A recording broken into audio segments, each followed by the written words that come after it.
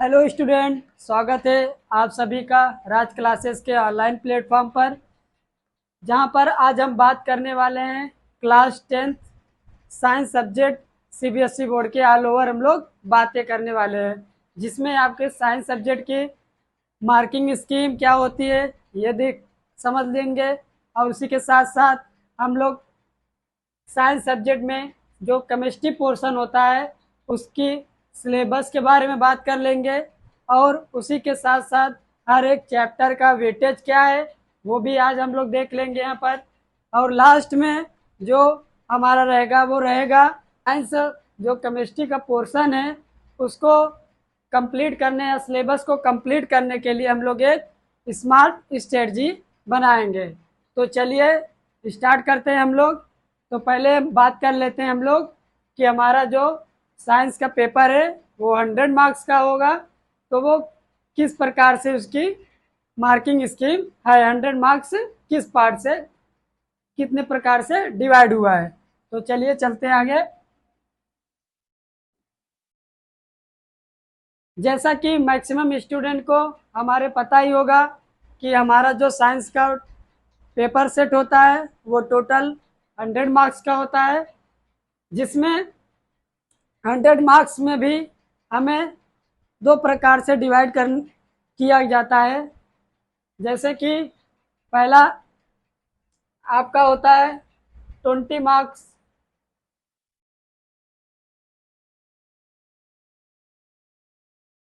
ये 20 मार्क्स आपके स्कूल से आपको दिया जाएगा, जिसमें आपका असाइनमेंट, प्रोजेक्ट फाइल, ये सारा कुछ रहेगा। ये आपको 20 मार्क्स गेन करने में ज़्यादा परेशानी नहीं होगी, बस अपने क्लास टीचर से और टीचर से थोड़ा बिहेवियर अच्छा रखिएगा, आपको आराम से 20 मार्क्स मिल जाएंगे। बाकी बचे हुए बात करेंगे हम लोग 80 मार्क्स।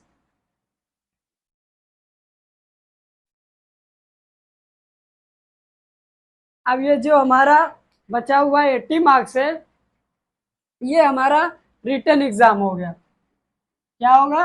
Written exam.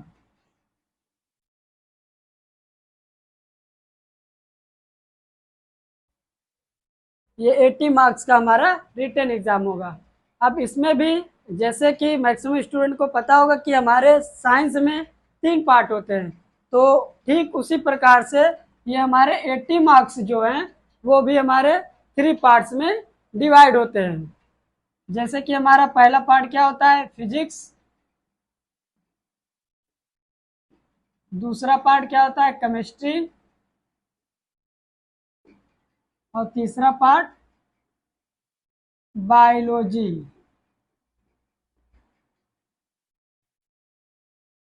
ये हमारे साइंस के 3 पार्ट होते हैं। और इस तीनों को मिला के हमारा टोटल जो पेपर आपका सेट होगा वो 80 मार्क्स का सेट होगा। उसमें हमारे ये तीनों सब्जेक्ट रहेंगे, फिजिक्स भी, केमिस्ट्री भी और बायोलॉजी भी। जिसमें वेटेज की बात कर ले तो हमारा जो फिजिक्स रहेगा वो टोटल 25 मार्क्स का रहेगा, और केमिस्ट्री जो रहेगी हमारी वो भी टोटल 25 मार्क्स की। और जो बायोलॉजी होने वाला है वो हमारा 30 मार्क्स का होगा, जिसमें हम अब आपको फिजिक्स जो है वो फिजिक्स के टीचर आपको बता देंगे, और बायोलॉजी बायोलॉजी के टीचर आपको इस दोनों के सब्जेक्ट को बता देंगे। अब हम ऑल ओवर बात करने वाले हैं केमिस्ट्री की, क्योंकि मैक्सिमम स्टूडेंट को पता ही होगा हमारे थंबनेल से कि हम केमिस्ट्री के ट्यूटर हैं, तो हम ऑल ओवर इसलिए किसकी बात करने वाले हैं? केमिस्ट्री सब्जेक्ट की। तो चलिए, ये आई होप आपको ये हमारा 100 मार्क्स का जो मार्किंग स्कीम है वो समझ में आ गई होगी। तो चलिए चलते हैं, अब आगे हम लोग केमिस्ट्री का पहले सिलेबस देख लेते हैं। अब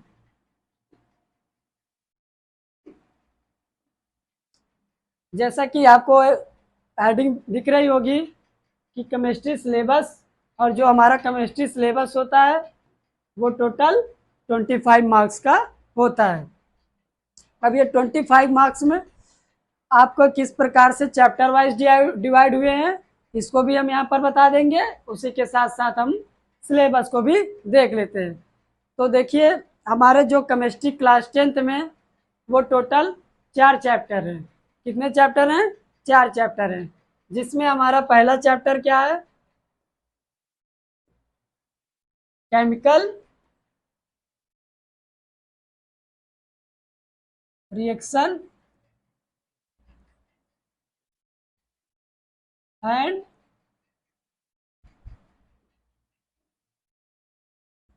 इक्वेशन।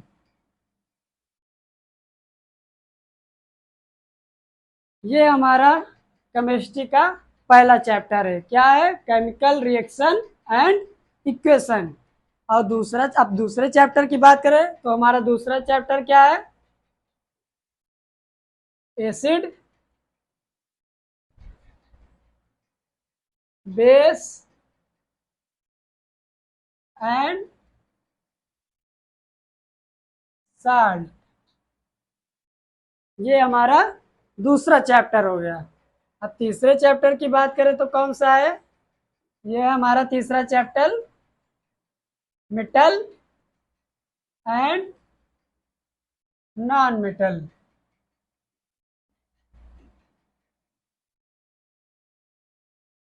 ये हमारा केमिस्ट्री का तीसरा चैप्टर हो गया। और जो चौथा और लास्ट चैप्टर कौन सा है? Carbon and its compound.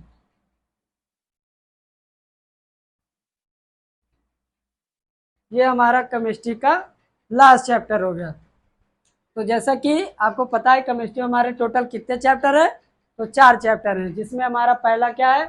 Chemical reaction and equation. ये हमारा पहला चैप्टर हो गया। और दूसरा एसिड बेस एंड साल्ट। ये हमारा दूसरा चैप्टर हो गया। और तीसरा चैप्टर क्या है? Metal and non metal. और चौथा चैप्टर क्या है? Carbon and its compound.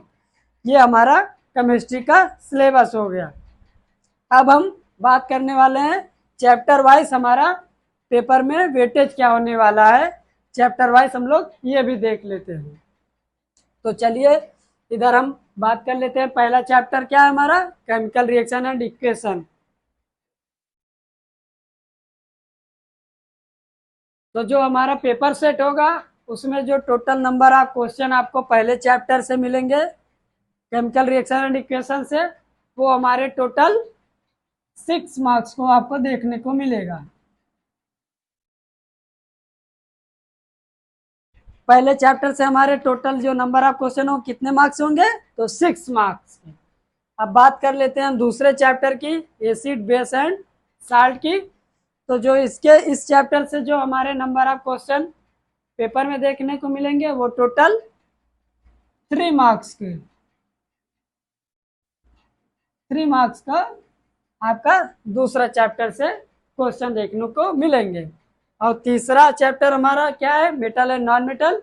और जो मेटल एंड नॉन मेटल से जो नंबर ऑफ क्वेश्चन हमको देखने को पेपर में मिलने वाले हैं वो टोटल 10 मार्क्स के देखने को मिलेंगे।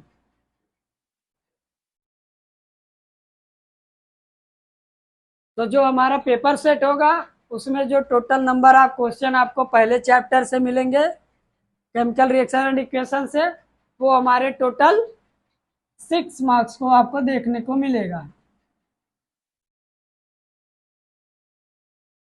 पहले चैप्टर से हमारे टोटल जो नंबर ऑफ क्वेश्चन हो कितने मार्क्स होंगे? तो 6 मार्क्स के। अब बात कर लेते हैं दूसरे चैप्टर की, एसिड बेस एंड साल्ट की। तो जो इसके इस चैप्टर से जो हमारे नंबर ऑफ क्वेश्चन पेपर में देखने को मिलेंगे वो टोटल 3 मार्क्स के। 3 मार्क्स का आपका दूसरा चैप्टर से क्वेश्चन देखने को मिलेंगे। और तीसरा चैप्टर हमारा क्या है? Metal and non metal. और जो मेटल एंड नॉन मेटल से जो नंबर ऑफ क्वेश्चन हमको देखने को पेपर में मिलने वाले हैं वो टोटल 10 मार्क्स के देखने को मिलेंगे।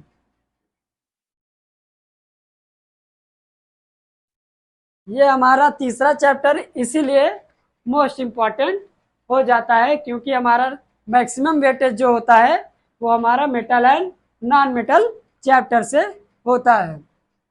और हमारा जो लास्ट चैप्टर क्या है, कार्बन एंड इट्स कंपाउंड, जो इसके नंबर आप क्वेश्चन आपको पेपर में देखने को मिलेंगे, वो टोटल 6 मार्क्स, 6 मार्क्स को आपको लास्ट चैप्टर से क्वेश्चन पेपर में देखने को मिलेंगे। अब आप ऐड कर सकते हैं, ये टोटल हमारा हो जाएगा 25 मार्क्स। अब आपको, आई होप आपको ये हमारा केमिस्ट्री का सिलेबस भी समझ में आ गया होगा, उसी के साथ साथ हमारा चैप्टर वाइज वेटेज क्या होने वाला है ये भी आपको समझ में आ गया होगा। तो चलिए अब हम बात करते हैं कि हमको बचे हुए समय में किस प्रकार हम लोग केमिस्ट्री का अपना सिलेबस अच्छी तरीके से प्रिपेयर कर सकें।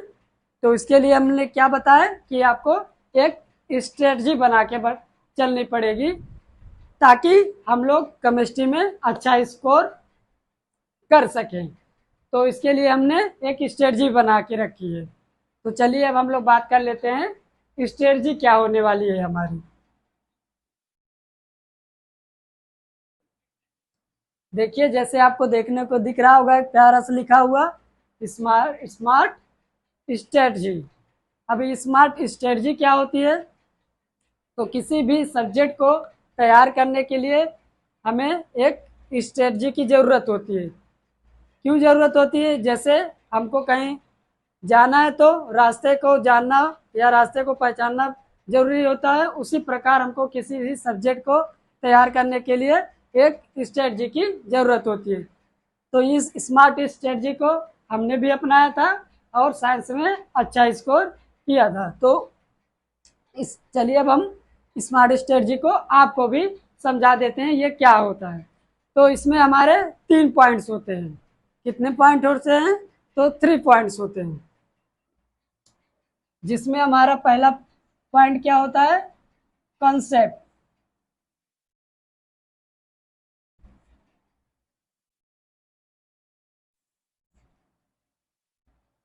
पहला पॉइंट हमारा क्या है, कॉन्सेप्ट।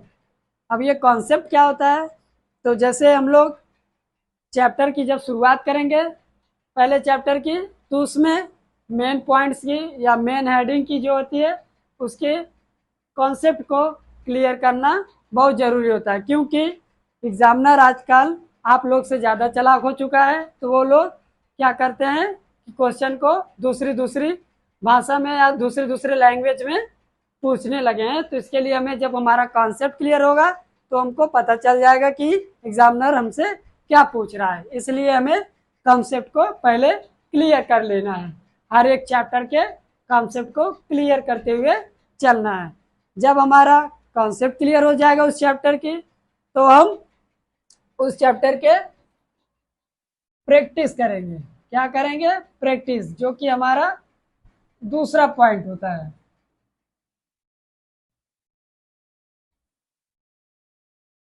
ये हमारा दूसरा पॉइंट होता है, प्रैक्टिस।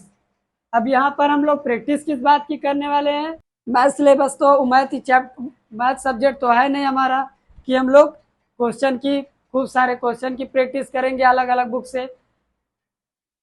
ये ऐसा सब्जेक्ट तो है नहीं, ये तो केमिस्ट्री है। अब हम केमिस्ट्री में भी हमारी प्रैक्टिस होती है, पर प्रैक्टिस किस चीज़ की होती है, वो हमारे केमिकल रिएक्शंस की लिखने की प्रैक्टिस होती है, उसको बैलेंस करने की प्रैक्टिस होती है। उसके बाद जिस चैप्टर में थ्योरेटिकल पार्ट होता है उसमें थ्योरी तैयार करके लिख कर प्रैक्टिस करनी होती है। और जो हमारे लास्ट चैप्टर जैसे है वो कार्बोनेट्स कंपाउंड, उस चैप्टर में हम लोग स्ट्रक्चर बनाने की प्रैक्टिस करेंगे, नॉमेनक्लेचर नाम लिखने की प्रैक्टिस करेंगे।